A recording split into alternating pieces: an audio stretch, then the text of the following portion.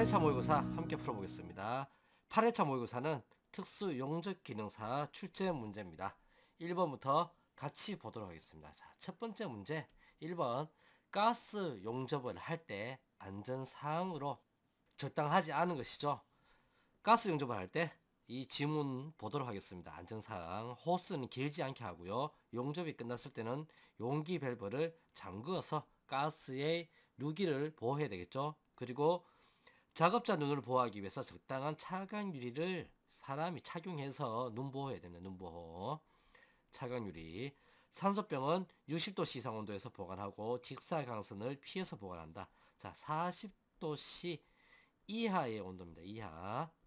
모든 가스나 산소병은 40도씨 이하에서 보관해야 되고요. 그래서 정답은 3번이 나오죠.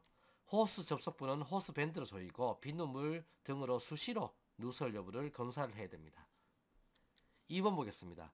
다음 중에서 일반적으로 모재의 용융선 근처의 열영향부에서 발생되는 균열이며 고탄소강이나 저합금강을 용접할 때 용접열에 의한 열영향부의 경화와 변태 응력 및 용차 금속 속의 확산성 수소에 의해서 발생되는 균열이라고 했어요. 참 굉장히 깁니다. 자, 정리해 보겠습니다. 모재의 용융선 근처의 열영향부에서 발생됩니다. 그리고 고탄소강, 저합금강을 용접할 때 많이 사용이 되죠. 자, 요거 루트 균열은 용접을 하게 되면 자, 필렛 용접을 예로 들어서 여기에 용접을 했죠. 루트부 가까이 생기는 겁니다. 자, 설퍼 균열은 용접을 합니다. 하게 되면 자, 모재를 용접을 이렇게 했어요. 했는데 어디에 균열이 갑니까? 여기에. 자, 모재의 균열입니다. 모재의 결함. 모재 결함. 설퍼는. 그리고 비드 및 균열은요. 비드 및은 자, 용접을 했어요. 요 부분을 용접을 이렇게 했어요. 여기에 비드죠, 비드. 자, 비드인데 비드 밑에 여기에 이렇게 크랙이 가는 겁니다. 비드 따라서 이렇게 가기도 하고 이거는 이 용착에 의해서 열에 의해서 응력이 생깁니다. 그런데 고탄소강이나 저합금강 같이 구속력이 큰 경우에 변형이 오지 않고요. 그냥 균열이 가버립니다. 균열. 그런 경우입니다. 자, 문제하고 같이 문제의 정답이 되겠습니다. 3번입니다. 비드 및 균열. 그리고 크레이터 균열은 용접을 해서 이렇게 용접이 진행을 합니다. 이렇게 이쪽으로 진행했죠. 그리고 용접봉을 여기에서 용접봉을 뗍니다. 떼면 이 부분에 이렇게 크레이터가 생겨요. 갑자기 떼게 되면 자, 여기에 갑자기 땜으로 해서 냉각이 급해지고 급냉되죠. 급냉 되면서 편석이 모입니다. 편석. 합금 성분이나 또는 불순물이 모이면서 이 부분에 크랙이 가는 것이 크레이터 균열입니다. 3번 문제. 다음 중에서 지그나 고정구의 설계시 유의사항으로 틀린 것은 보겠습니다. 구조가 간단하고 효과적인 결과를 가져가야 된다. 참 좋은 말입니다. 그죠? 부품의 고정과 이완은 신속히 이루어져야 된다. 작은 눈력 향상을 위해서. 모든 부품의 조립은 어렵고 눈으로 볼 수 없어야 된다. 자, 조립은 쉬워야 되고요. 그리고 눈으로 볼 수 있어야 됩니다. 자, 3번이 틀린 것으로 정답이 되겠습니다. 한번 부품을 고정시키면 차후 수정 수정 없이 정확하게 고정이 돼야 된다. 4번 플라즈마 아크 용접의 특징으로 틀린 것은 자, 플라즈마 아크 용접이에요. 비드 폭이 좁고 용접 속도가 빠르다. 맞아요. 플라즈마를 쏨으로 해서 굉장히 깊고 좁은 열 영향부를 만듭니다. 용융을 시키죠. 그죠? 그래서 1층으로 용접할 수 있으므로 능률적이다. 자, 두 개의 판을 맞대어 놓고 한 번에 키홀 용접도 할 수가 있어요. 그리고 한 번에 용접할 수가 있어요. 용접 부위의 기계적 성질이 좋으며 용접 변형이 적다. 용접 부위의 기계적 성질이 좋다. 그죠? 자, 이렇게 좁고 깊게 가기 때문에 열 영향을 크게 받지 않습니다. 용접 변형도 적어요. 핀치 효과에 의해서 전류 밀도가 작고 용입이 낮다. 용입이 얕죠. 자, 전류 밀도가 큽니다. 핀치 효과에 의해서. 전류밀도가 크고 용입이 깊습니다. 핀치 효과란 열 또는 자기적 영향에 의해서 이 플라즈마 기둥이 이렇게 좁아지는 거예요. 자, 여기에서 이렇게 좁아져요. 좁아지면서 굉장히 전류 밀도가 높아지고요. 그리고 전류 밀도가 높아짐으로 해서 용접성이 향상되죠. 그죠? 용접 성능이, 자, 작업 효율이 올라갑니다. 잘 용접이 되겠죠. 그래서 핀치 효과에 의한 전류 밀도가 크고 용입이 깊다. 자, 정답은 4번이 틀린 것으로 정답이 되겠습니다. 5번 문제 보겠습니다. 다음 중에서 용접 결함 중에서 구조상 결함이 아닌 것은, 자, 기공. 자, 구조상 결함은 용접 결함의 결함이나 불량에 관계된 뭐 기공이나 뭐 용입 불량이나, 그죠? 용입 불량, 융합 불량, 뭐 그리고 언더컷, 오버랩 이런 것들 다 여기에 들어갑니다. 뭐 크랙이라든지, 그죠? 자, 균열이죠, 크랙은. 그런데 자, 보시면 요거 전부 구조상 결함이에요. 자, 변형은 치수상 결함입니다. 치수상 결함에는 형상 결함 있죠. 뒤틀림, 또 변형, 치수불량. 자, 이런 것들이 다 치수상 결함이 되겠습니다. 그래서 정답은 2번이고요. 아래의 해설 보시고 자, 암기를 해주시기 바랍니다. 참고해 주시고요. 6번 다음 중에서 냉각 속도가 가장 빠른 금속은, 자, 냉각 속도라 그랬죠. 이거는 열 전도율이라고 하게 됩니다. 열 전도율. 금속의 열 전도율은 전기 전도율과 비슷합니다. 자, 전기 전도를 잘 시키는 금속은 열 전도도 잘 돼요. 대체적으로 비슷합니다. 그래서 보시면 이 금속 중에서 구리가 제일 크죠. 자, 그 다음으로 알루미늄, 그 다음으로 연강, 그 다음으로 스테인리스 강입니다. 자, 이렇게 열 전도율이 달라집니다. 전기 전도율도 마찬가지 순서예요. 그래서 여기에서 가장 냉각 속도가 빠르다 그런 것은 열 전도율이 빠르다라는 얘기입니다. 열 전도율이 빨라서 빨리 열을 보내줘 버리고 자기는 식어버려요. 정답은 1번이 되겠습니다. 자, 요거 아래 참고해 주시고요. 자, 7번 다음 중 인장시험에서 알 수 없는 것. 자, 인장시험은 이러한 시편을, 그죠? 여기에 표준거리를 콕 찍고 길이를 측정을 합니다. 그리고 잡아당겨요. 자, 바깥쪽으로 잡아당기면 이게 이 정도 위치까지 늘어날 겁니다. 그럼 표준거리가 여기로 바뀔 수도 있죠. 자, 그렇게 되면 무엇을 측정할 수가 있느냐? 연신율. 그리고 끊어지는 시점까지 잡아당기면 항복강도, 항복점도 알 수가 있고요. 인장강도도 알 수 있어요. 인장강도. 그리고 잡아당기기 때문에 이쪽은 단면이 처음에는 이만했습니다. 자, 파란색 선만큼 이만했는데 잡아당기게 되면 요만큼 줄어들어요. 자, 단면이 요만해져 버려요. 자, 늘어나죠. 단면이 수축이 되죠. 그래서 단면 수축률도 알 수가 있어요. 수축률.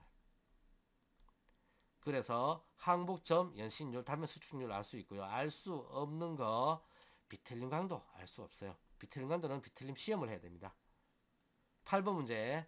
서브머지드 아크 용접에서 와이어의 돌출 길이, 자, 팁에서, 그죠? 와이어가 이렇게 튀어나와서 아크를 발생시키면서 용접을 합니다.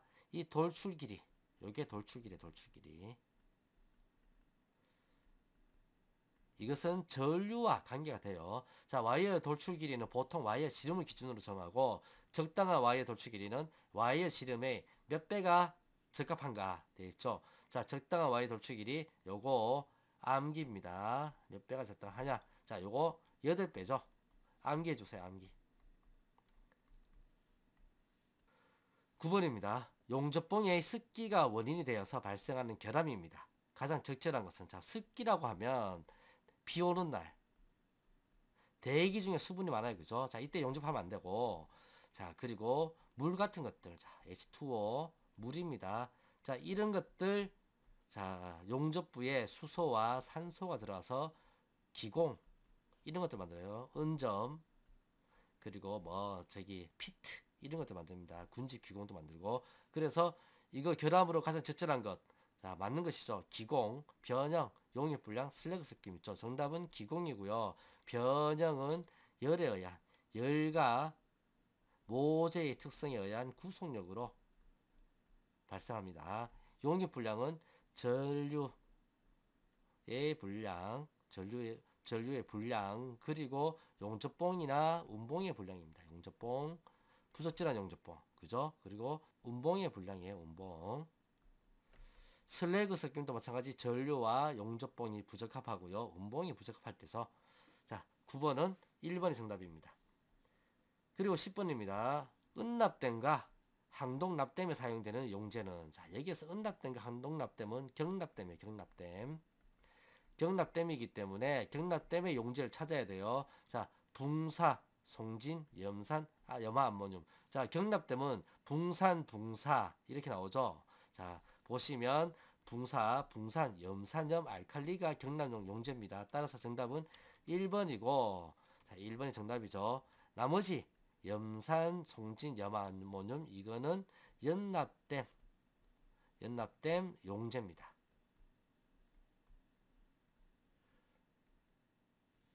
11번 보겠습니다. 다음 중에서 불활성 가스인 것은 알곤, 헬륨, 네온이 불활성 가스인 것 여러분들 암기하셔야 됩니다. 암기.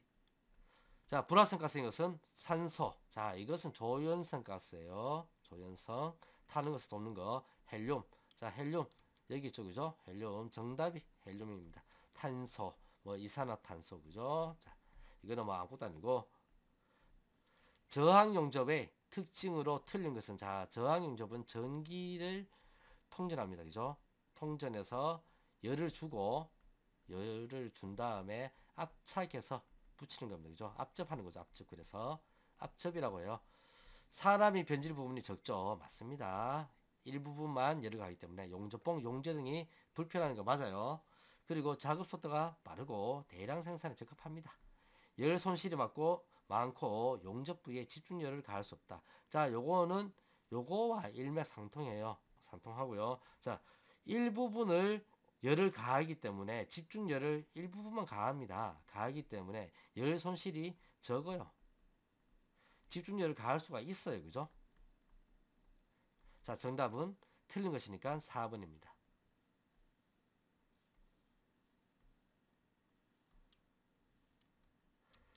아크 용접기의 사용에 대한 설명으로 틀린 것은 해서 있죠.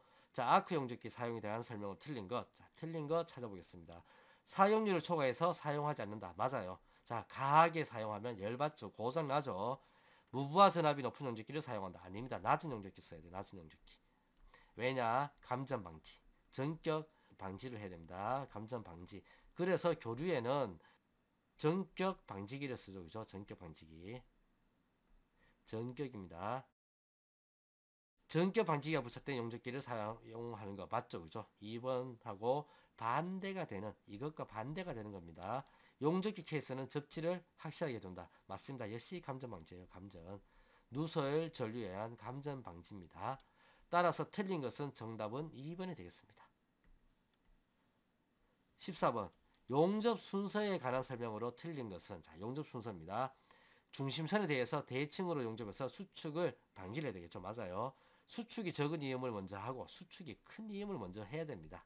그리고 수축이 작은 이음은 나중에 해야 돼요. 자, 이거 틀렸습니다. 틀린 거죠. 이거 바로 정답이고, 밑에, 자, 요거는 용접 순서에 관한 것으로 맞는 거니까 참고적으로 봐주시기 바랍니다.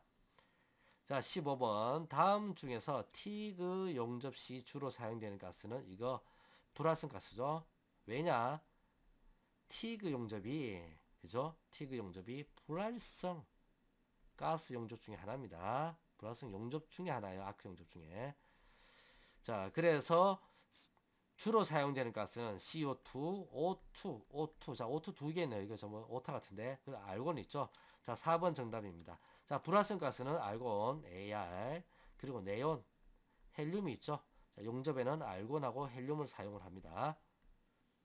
서브머지드 아크 용접법에서 두 전극 사이의 복사열에 의한 용접은, 자, 요거 암기사항인데요. 암기사항. 두 전극, 서브머지드 아크 용접은 여러 전극을 사용할 수가 있어요. 두 전극 사이, 전극이 요렇게 튀어나오고 또 전극이 요렇게 튀어나왔어요. 이 사이에 열을 이용한 것이 뭐냐라는 얘기인데, 서브머지드 아크 용접에는 세 가지 종류가 있습니다.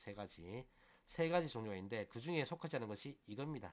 자, 이거 텐덤식, 행직렬식, 행병렬식은 서브머지드 아크 용접법의 이 전극의 형상에 따른 종류가 돼요. 종류. 필요하시면 암기하시고 많이 나오진 않습니다. 자, 행직렬식이 되겠습니다. 자, 요거 암기입니다. 다음 중에서 유도 방사에 의한 광의 증폭을 이용하여 용융하는 용접법은, 자, 광이라 그랬어요. 빛. 자, 빛이죠. 뭡니까? 레이저가 나와야 돼. 레이저. 자, 빛으로 용접하는 거 레이저. 3번이 정답입니다. 18번. 심 용접의 종류가 아닌 것은, 자, 심 용접은 판재를 두 개를 이렇게 맞대어 놓고요. 자, 이쪽 부분에 지나갑니다. 심 롤러가. 그러면 두 개가 포개해 놨기 때문에 이 부분이 용접이 돼 버리겠죠. 선 용접을 하는 거예요. 자, 심 용접의 종류에는 네 가지가 있습니다. 네 가지. 심 용접의 종류에는 메시 심 용접이 있고요. 포일 심 용접이 있어요. 포일 심. 그리고 맞대기 심 용접이 있고요. 그리고 중첩 심 용접이 있습니다. 자, 메시심, 포일심, 맞대기심은 여기 나와 있는 거죠. 행심 용접은 없어요. 그래서 1번이 정답 되겠습니다. 맞대기 용접에서 판두께가 6mm, T입니다. 용접선의 길이가 120mm, L입니다. 인장 응력이 단위 면적당 9.5N이죠. 제곱미리당입니다. 이럴 때 모세가 받는 하중은 얼마인가인데, 자, 단면적이 나왔어요. 단면적 A는, 그죠? A는 T 곱하기 L입니다. 그죠? 그리고 시그마, 인장응력 시그마 나왔어요. 시그마. 그래서 여기에서부터 A 곱하기 단면적 곱하기 시그마를 하게 되면 이 전체의 모세에다가 가할 수 있는 하중이 됩니다. 왜냐하면 이 인장응력은 단위 면적당이에요. 그런데 전체 면적을 줬죠. 그래서 전체 면적에 이 단위 면적당이 견딜 수 있는 하중이 인장응력입니다. 이걸 주게 되면 전체 모세가 받는 하중 W를 구할 수 있어요. 따라서 아래 공식 보시면 W는 시그마와 단면적 A를 곱해서 구할 수 있습니다. 이렇게 계산이 되죠. 9.5N 인장응력에 요 단면적 곱하게 되면 6,840m 나와요. 그래서 자, 보시면 3번하고 4번하고 좀 헷갈릴 수가 있습니다. 정답 4번입니다. 제품을 용접한 후에 일부분의 언더컷이 발생하였을 때 보수 방법으로 가장 적당한 것은, 자, 언더컷입니다. 언더컷. 언더컷은 모세가 이렇게 했을 때 오버랩이 아니고요. 오버랩은 이렇게 덮는 거죠. 그죠? 언더컷은 이렇게 생기는 겁니다. 다 이쪽 부분에, 그죠? 언더컷 생겼죠? 이럴 때 보수 방법으로 적당한 것은, 자, 홈을 만들어서 용접한다. 틀렸고요. 결함 부분을 적당하고 재용접한다. 틀렸고요. 가는 용접봉을 사용해서 이 부분에 가는 용접봉을 사용해서 용접을 해서 채워 넣습니다. 자, 채워 넣고 마지막으로 이렇게 용접을 하면 돼요. 따라서 정답은 3번입니다. 4번 안 맞는 말이고요.